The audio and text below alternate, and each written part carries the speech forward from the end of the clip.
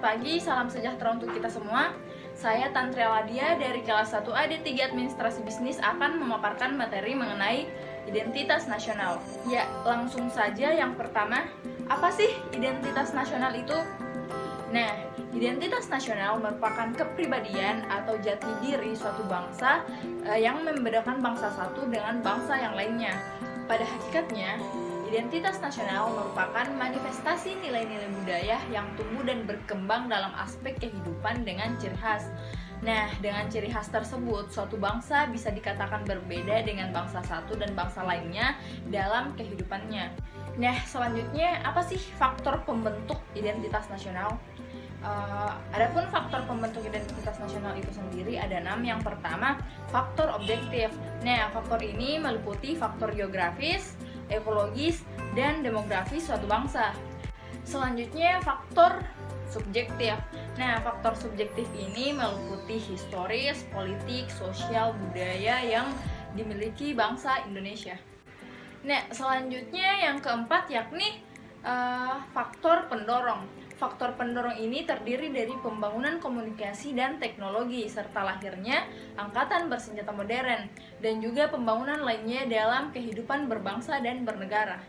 Nah, selanjutnya yang kelima yakni faktor penarik. Faktor penarik ini mencakup kodifikasi bahasa dalam gramatika yang resmi serta tumbuhnya birokrasi dan pemantapan nasional dan pemantapan pendidikan nasional Indonesia. Selanjutnya yang terakhir yakni faktor reaktif.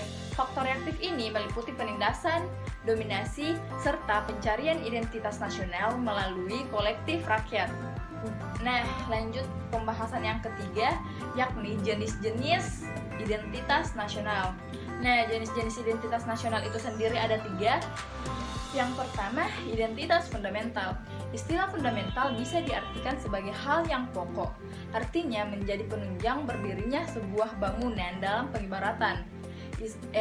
Identitas nasional fundamental sendiri meliputi dasar negara, falsafah, dan juga ideologi. Yang kedua yakni identitas instrumental. Nah, identitas instrumental ini bisa diartikan sebagai alat atau media. Dalam identitas nasional Indonesia itu sendiri adalah Undang-Undang Dasar 1945 yang berisi aturan mengenai instrumen lain. Hal ini meliputi bendera merah putih, Garuda Pancasila sebagai lambang negara, lagu kebangsaan, dan juga semboyan negara yakni Bhinneka Tunggal Ika.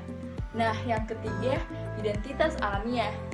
Identitas ini merupakan yang bersifat alami, artinya hal yang tercipta dari kuasa Tuhan Yang Maha Esa. Identitas ini meliputi negara Indonesia yang berbentuk kepulauan dengan jumlah penduduk. Sekarang kita sudah memasuki pembahasan yang keempat, yakni fungsi dari identitas nasional. Nah, fungsi dari identitas nasional itu sendiri yakni sebagai alat pemersatu bangsa.